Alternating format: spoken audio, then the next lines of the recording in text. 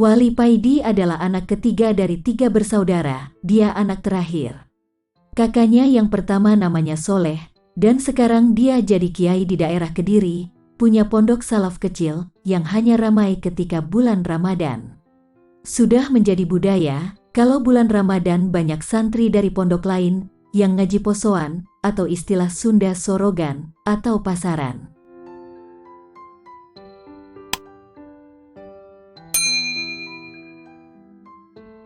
Wali Paidi, episode 1. Berkumpulnya 40 wali Allah pada hari Arafah. Dikisahkan, setiap tanggal 10 Arafah ada perkumpulan 40 wali di atas gunung di daerah Makkah. 40 wali ini tersebar ke seluruh pelosok dunia, dan setiap tahun mereka berkumpul di atas bukit di daerah Makkah. Mereka waliullah memiliki banyak karomah, ada yang datang dengan cara terbang, ada yang naik sajadah, ada yang muncul dari dalam perut bumi, ada yang naik burung, ada yang tiba-tiba sudah di tempat. Acara tahunan ini dipimpin langsung oleh Sultanul Aulia, rajanya para wali yang setiap masa hanya satu orang di jagat seluruh alam semesta ini. Di atas bukit mulai terdengar dentuman-dentuman lantunan zikir yang terpancar dari hati mereka di atas bukit. Para malaikat ikut menyemarakkan acara reuni tahunan ini. Hembusan angin sepoi-sepoi berlantunkan takbir, tahmid dan tahlil. Tampak di kejauhan, di bawah bukit, ada orang yang tidak terlalu tua, tampak terlatih-tatih dan sangat kesulitan mencoba menaiki bukit. Berbeda dengan wali yang datang sebelumnya, seorang tua ini tampak sangat kesulitan menaiki bukit dengan tongkatnya. Dia berusaha melewati bebatuan yang terjal dan berliku.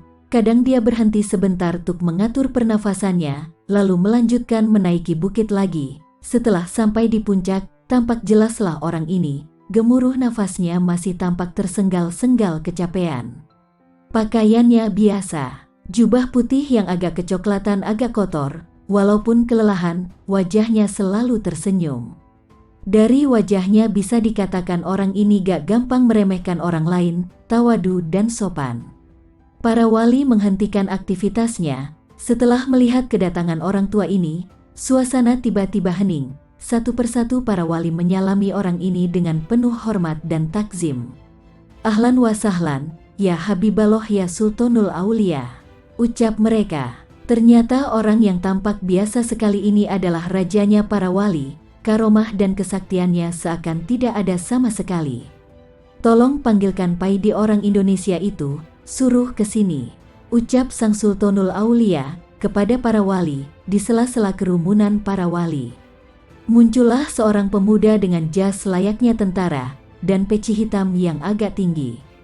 Dari wajahnya terlihat kalau Paidi ini pemuda yang kocak, dengan wajah cengar-cengir. Pemuda ini mendekati sang Sultanul Aulia dan mencium tangannya setelah wali Paidi ini menghadap. Sang Sultan ini berkata kepadanya, Paidi sini, aku minta rokoknya, dan tolong sekalian masak air buatkan kopi. Ternyata wali yang kemana-mana bawa rokok dan kopi hanya wali dari Indonesia.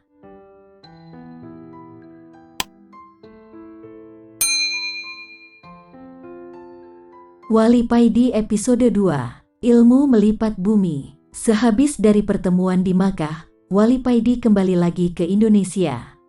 Wali Paidi pingin mencoba ilmu yang baru saja didapat dari temannya, wali dari India, Nasir Khan, yaitu ilmu melipat bumi. Teman Wali Paidi ini memang terkenal sakti. Seluruh biksu di India tidak dapat menandingi kesaktiannya. Bahkan biksu dari Tibet banyak yang masuk Islam setelah kalah bertarung dengan Nasir Khan ini.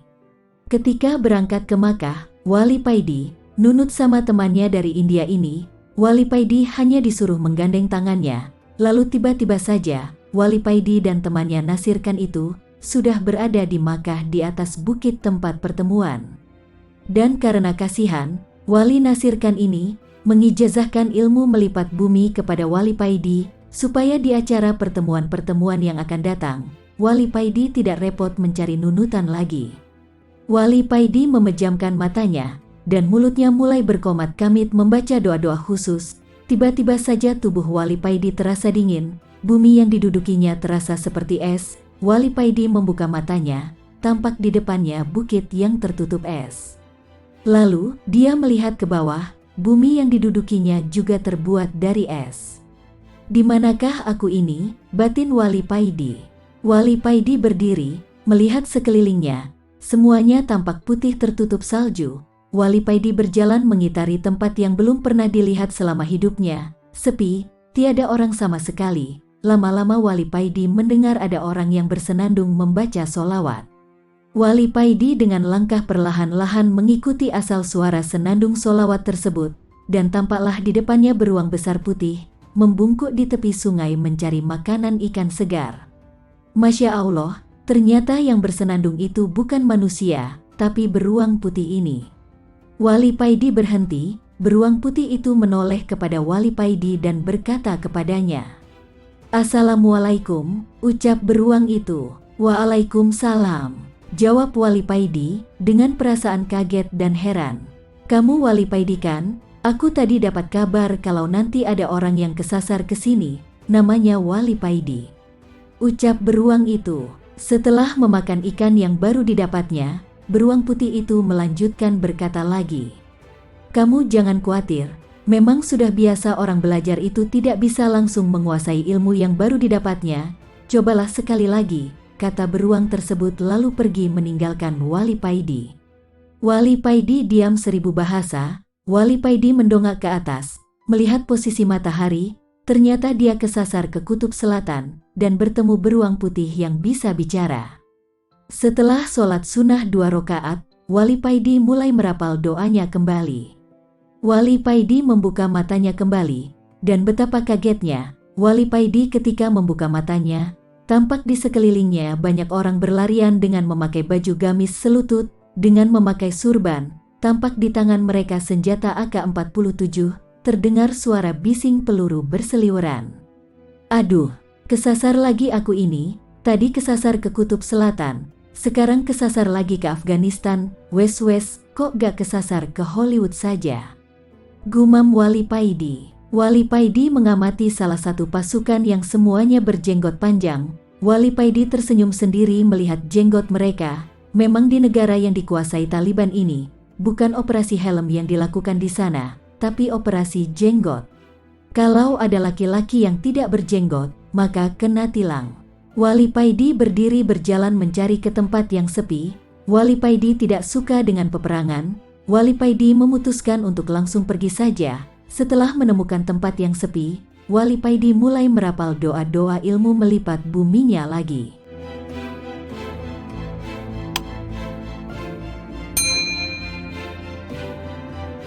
Angin sepoi-sepoi menerpa wajah Wali Paidi. Wali Paidi membatin, mudah-mudahan tidak kesasar lagi.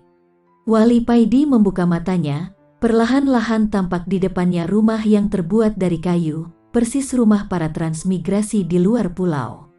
Tidak lama kemudian, keluarlah seorang tua berpeci putih, dengan baju takwa dan bersarung, melambaikan tangannya memanggil Wali Paidi. Wali Paidi teringat dengan orang tua ini. Beliau adalah Habib Ali Al-Habsyi, waliullah dari Pahat Malaysia, yang kemarin juga ikut pertemuan di Makkah. "Masya Allah, ternyata aku masih kesasar lagi," batin Wali Paidi. Wali Paidi melangkahkan kakinya mendekati Habib Ali Al-Habsyi.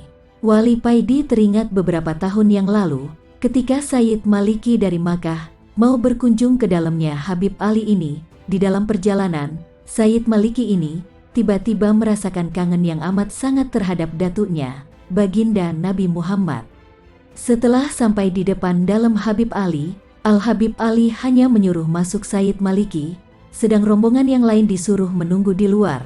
Beberapa menit kemudian, Sayyid Maliki keluar dengan beruraikan air mata. Sayyid Maliki menangis terseduh-seduh. "Sudah terobati kangenku," ucap Sayyid Maliki dengan masih menangis. Ternyata, ketika Sayyid Maliki masuk ke dalamnya Habib Ali, Sayyid Maliki dipertemukan oleh Habib Ali dengan baginda Nabi Muhammad. "Subhanallah. Mari masuk nak, jangan melamun saja," ucap Habib Ali. "Inggih mbah," jawab Wali Paidi, lalu melangkah mendekati Habib Ali. Setelah mencium tangan beliau, Wali Paidi masuk ke dalam. "Kamu memang gak bakat," dengan ilmu melipat bumi itu Nakpaidi. Jadi, nanti gak usah dicoba lagi, kamu naik pesawat saja dari sini ke Indonesia, kata Habib Ali. Inggih Mbah, jawab Wali Paidi. Siapa tahu nanti ketika kamu naik pesawat, kamu bertemu dengan Mulan Jamila yang kamu gandrungi itu.